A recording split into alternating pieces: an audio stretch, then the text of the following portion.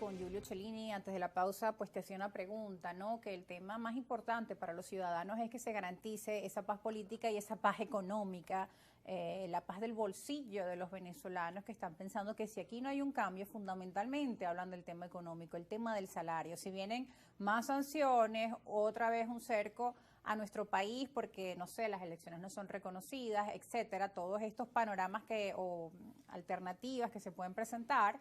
La gente no está dispuesta a 6 años más de un país o sancionado o bloqueado, etcétera. La gente quiere que se camine hacia esa paz. Sí, absolutamente. Mira, Rosa, el país tiene años planteando, en todos los estudios de opinión está bastante claro que su prioridad es el tema económico. La gente la está pasando mal, la gente no tiene plata, la gente no le funcionan los servicios públicos, la gente pasa trabajo, mucho trabajo. Y esa situación, evidentemente, la gente la atribuye a dos cosas. Por una parte, el gobierno, y por otra parte, evidentemente, las sanciones. Eso es algo que aparece en todos los estudios de opinión. A veces, cuando uno, el tema económico, cuando vemos las encuestas, la gente rechaza, Rosa, 80% al gobierno, pero 80% también las sanciones. Lo que quiere decir que la gente rechaza todo aquello que le genere empobrecimiento, todo aquello que le genere dificultad en sus condiciones de vida, todo aquello que le produzca indignidad, todo aquello que le produzca pasar trabajo. Bueno, eso es lo que está pasando. Entonces yo creo que aquí lo que tiene que abrirse es la gran posibilidad de que se comprenda por una parte en el gobierno que la política económica que se ha llevado adelante no ha funcionado y se han tomado algunas medidas, pero faltan muchas más. Y por otra parte también comprender que en la medida en que en lo político no hayan avances, entonces las sanciones no se revisarán como queremos que suceda. O sea, por encima del interés político está un país que sigue sufriendo la reimposición de sanciones porque no hay avances en lo político. Y aquí responsabilizo tanto al gobierno, que sabe eso perfectamente, y no hay avances sustantivos, pero también a los Estados Unidos, que no ha terminado de entender que las sanciones como herramienta política no han funcionado en Venezuela y que la teoría del colapso, buscando promover un cambio político porque se genere una situación, digamos, de descomposición social, de confrontación social, producto de la crisis económica, tampoco ha funcionado.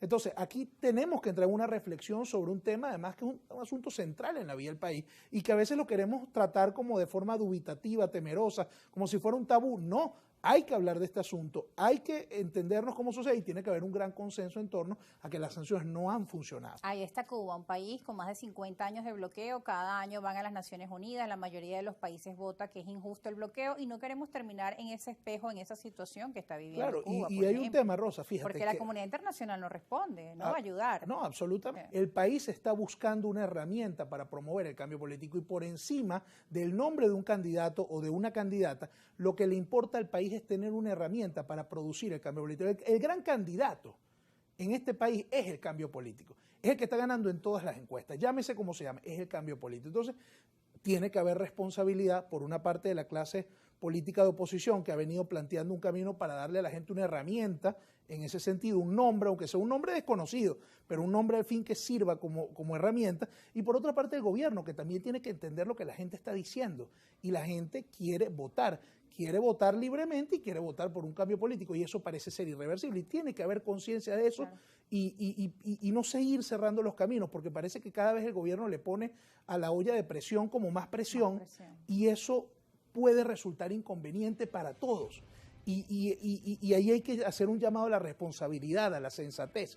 O sea, hay que entender qué es lo que el país está planteando en este momento, Rosa, y hay que entender también que, bueno, que las cosas se desgastan. Que está un candidato desconocido, pero no sería más bien perjudicial o no es perjudicial que la gente tampoco conozca. Cuando escuchamos a la gente en la calle, Sorién me hacía un recorrido y a veces dicen, no sé quién es el candidato, pero quiero conocer más. Claro. Pero el tiempo está en contra también. Por supuesto, eso es el reto más importante que tiene la oposición en caso de que la candidatura del embajador González Urrutia se mantenga y se consolide, de justamente eso, hacer una gran estrategia de comunicación, por cierto, en condiciones muy adversas, por el tiempo, como tú dices, pero también por las dificultades en materia de comunicación e informativas que hay, para decirle, para que la gente asocie a ese cambio político o a la figura, digamos, favorita en las encuestas, que es María Corina Machado, en este caso con el embajador González Urrutia, que es esa figura. Pero bueno, obviamente el reto más importante, y la oposición tenía un dilema, o se iba con un candidato que conoce todo el país, que es Manuel Rosales, pero que obviamente pues tiene niveles de rechazo complejos, pero pero bueno, todo el país lo conoce, o por un candidato más bien desconocido en la opinión pública, pero bueno, eso también presenta oportunidades, porque es una figura, digamos, que en el orden público está por hacerse. Entonces, bueno, ahí está el reto, hay un reto de comunicación política muy importante ahí. Bueno, muchas gracias, Julio, por acompañarnos. Lamentablemente el tiempo se nos acabó, Gracias, pero Rosy, esperamos fue un volver a placer. tenerte en estos estudios durante estos días que son tan álgidos, tan movidos y con tanta información para analizar. En este espacio queremos siempre escucharlos a todos y que ustedes en casa